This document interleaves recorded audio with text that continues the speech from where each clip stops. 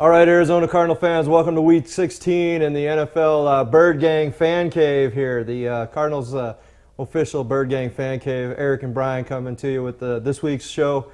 Brian, welcome back from Philly. I know you had a great time there, a lot of pictures and stuff. And, I mean, we won the game. You saw it in person, clinched the NFC West division. Couldn't be a better time. So why don't you share with the fans a little bit about your trip and stuff? Yeah, it was definitely an amazing time. Whenever you get a road victory, it definitely puts a little feather in the cap, that's for sure, on a trip. But spent a lot of time eating cheesesteak the whole time I was down there, and we got lucky. I was sitting in the luxury box, so it was pretty warm for me during the game. I know I went down early before the game and saw a lot of the Cardinal fans all on the sideline, the Cardinal sidelines. I would guess maybe about 125 to 150 fans I saw down there. Yeah. And a lot of faces that I recognized down there too. So I tried to shoot some pictures of the fans and get them back so that we can, put them on the site and that sort of stuff. But yeah, it overall, was definitely cool. I think it was a pretty good showing with the fans. I saw big groups of people. A lot of people were putting stuff on Facebook early and stuff. So it was good there. Hopefully the Philly fans treated everybody with respect. I heard they kind of didn't like us invading their house, and that's said to be with Philadelphia normally because it might be the city of brotherly love, but they're pretty passionate about their football team there. They don't like other fans coming in and destroying them kind of like we did. And it was a great overall game. I mean, the David Johnson, I mean, beast mode who now, man? That guy's he's on a mission, I think. Yeah, I mean, he had a tremendous game, especially the first game that he started all year, and now he's kind of the main man back there to have I think 187 rushing yards and another 40 something in the air, Yeah. and 3 touchdowns. I mean, that's pretty incredible. But it meant a lot to Philly. That game was big for them. So for us to go in there, Philly fans were pretty hyped. It got pretty loud early. They played their Rocky songs all over the place when I was in there. Of course, I saw Patrick out there pregame and doing his Rocky punches and stuff like that. They showed that on TV, a clip of that. So, obviously it's a good win, 12-2, first time in franchise history, 12 wins. That's a huge, that makes a statement about where this franchise has come and obviously where we're going. This is only one part of the journey. You can see I went out and I had to get the hat and the T-shirt right away. Of course. That's good. So hopefully it's the first of many, and then this gets worn until we get the NFC Division Championship shirt, and then we move on to the Super Bowl 50 shirt. So working on that. Shirt's a nice fit there. Yeah, it's a little tight. They only had mediums and larges left, so I had to go with a medium, of course. Come on. Yeah. So, I didn't have too many cheesesteaks, but obviously it's the holiday season, so it's getting there. But anyways, yeah, and with the dress and all the good that comes out of it, obviously there's the one downturn. We lost the heart and soul of the defense. Probably I like to call him he's the energy of the team, man. Tyrann Mathieu went down with obviously an ACL that happened, non-contact injury, and that's one of those things people don't realize. You've had your ACL done too. It could happen like that. You could be walking upstairs, downstairs. I mean, it doesn't matter how good a shape you're in. You never know how strong your ACL is until it just takes that one little tweak and it's gone. Yeah, it's usually years in the making. You're putting your body through physical wear, Right. And you're building your muscles, but those tendons, they can't build. Yeah, the that's ligaments just, do you're not just build stuck up. with the so. tendon that you're born with, pretty much. And like anything else, even like BA said, if it didn't happen on Sunday night, it could have happened this Wednesday or Thursday in practice, and it was just a matter of time. It's unfortunate. I mean, he's up for Defensive Player of the Year. I'm sure Pro Bowl, he was probably going to be selected for that too as well.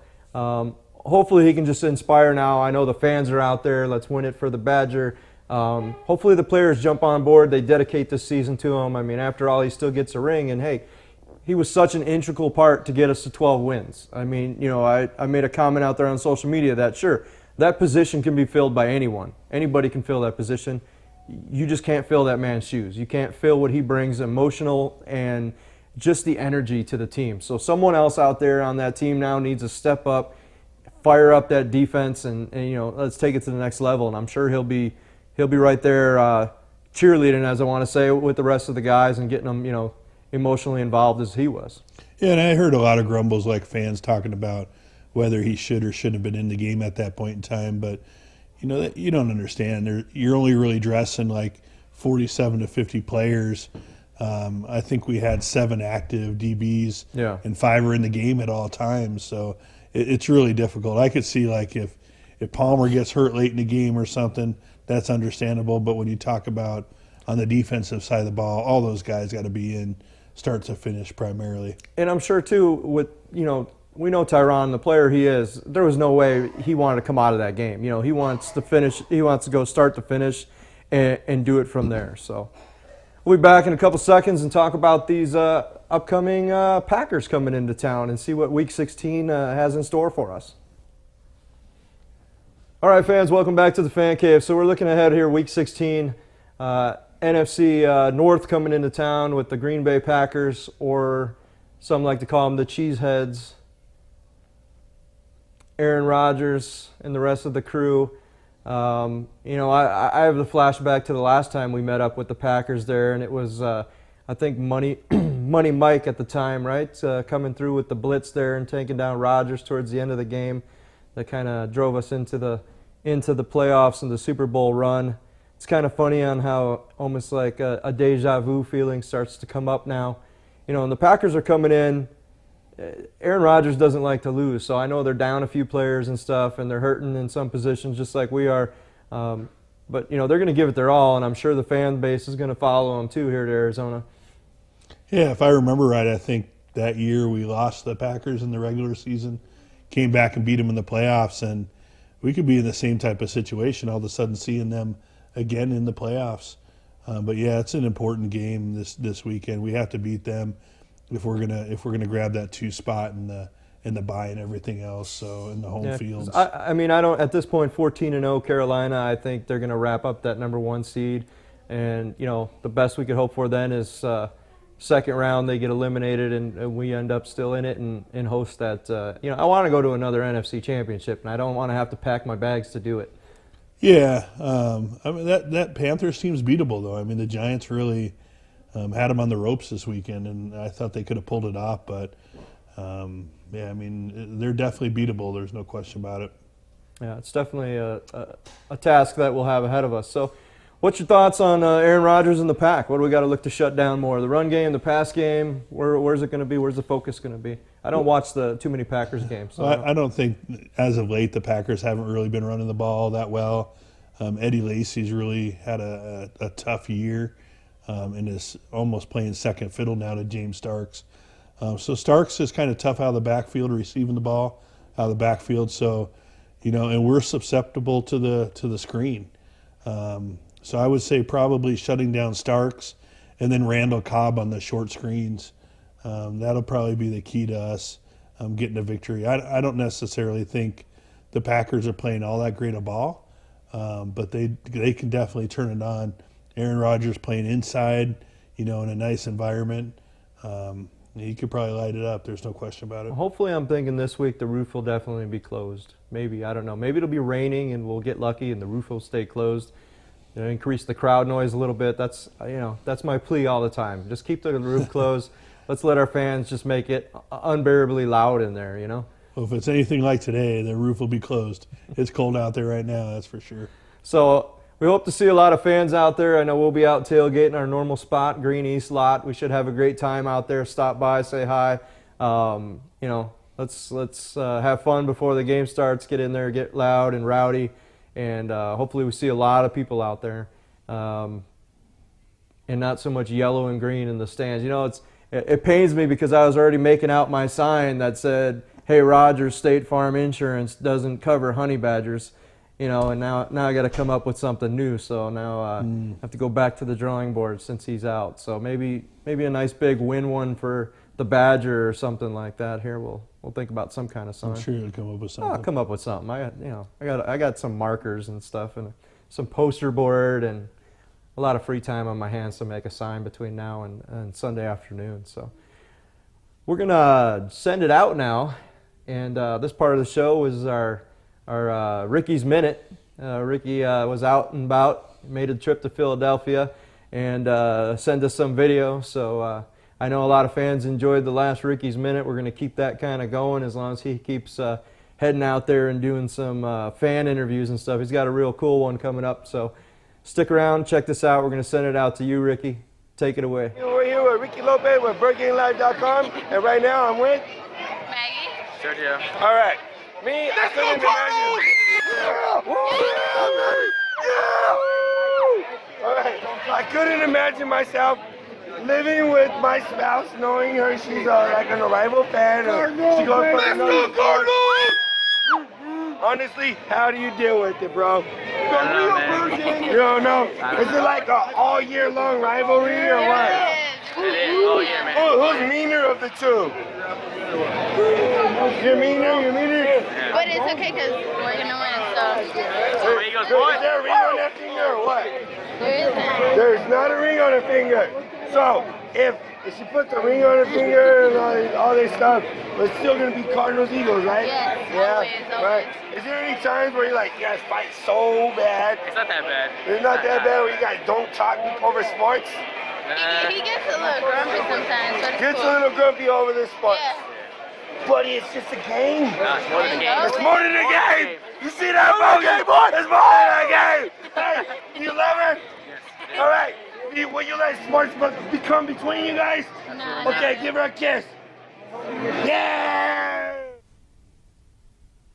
All right, fans, we're back. Eric and Brian in the Fan Cave. Shout out to Ricky Lopez for providing us that great Ricky's Minute there.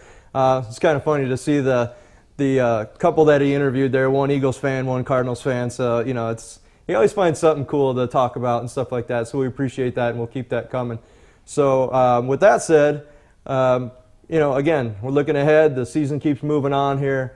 The ultimate goal is to be in Santa Clara. That is our goal as well as the Cardinals' goal at this point. Let's just keep it going, fans, and keep the energy in the building. All the fans, you know, I'm sure there's going to be a lot of Packers fans, so let's do this. Let's make a commitment, all the fans right now. Let's keep it respectable. I want to see everybody in that building respecting those Packers fans. They're here to watch their team just like we go on the road. We expect respect when we go on the road too. So nobody get in trouble. Stay, enjoy the whole game. Don't end up down in that little jail in the basement there at UOP. It doesn't hold too many people. I've seen it on the tour only. And let's keep it fun but respectable and show, you know, the Green Bay fans that are coming from out of town that the Arizona Cardinal fans, we appreciate a good matchup, a good rivalry, but it never gets personal here. So Yeah, that'll be an exciting game. So with that said, anything else we need to talk about here before we wrap up the show a little bit? No. So what we're going to do right now is I'm just going to put together a little piece. Found some highlights out there.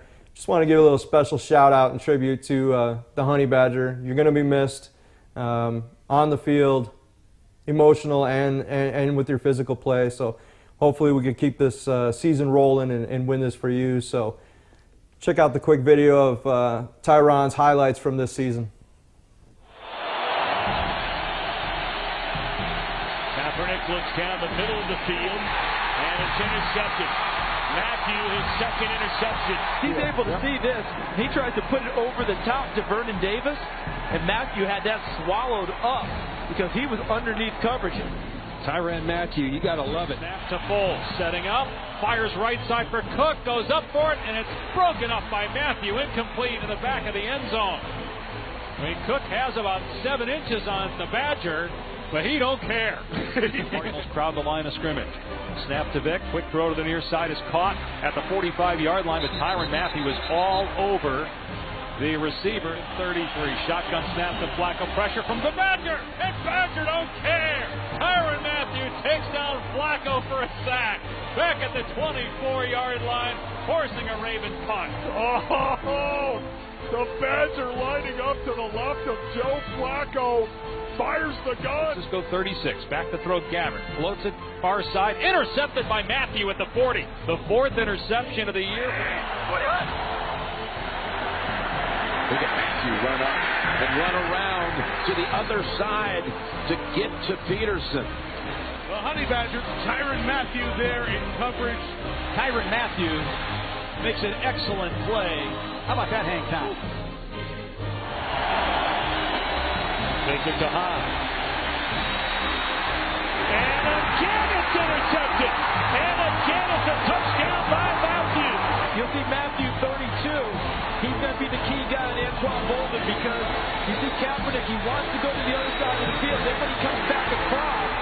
It was too late, and he really got a lot of pressure in his face. And Tyrann Mathieu, the Honey Badger. All right, Cardinal fans, Eric and Brian in closing here from the BirdGang Fan Cave. Emotional tribute there to Tyrann. I got a little something in my eye. I think maybe it's a pine needle or something there, but wish him the best, wish him the best. So with that said, we're going to close it for this week's show, and we hope to see all the fans out there again. Stop by our tailgate, come by, say hi. We'll be having a blast out there. I don't know what's on the menu yet. We haven't even discussed menu yet, but I'm sure it'll be something decent, and always a lot of good beverages out there to keep us hydrated. And that's just about it. Week 16, hopefully get this W. 13 wins will look very nice. 13-2, way more than anybody predicted, expected in the NFL. And we just keep rolling, keep moving on.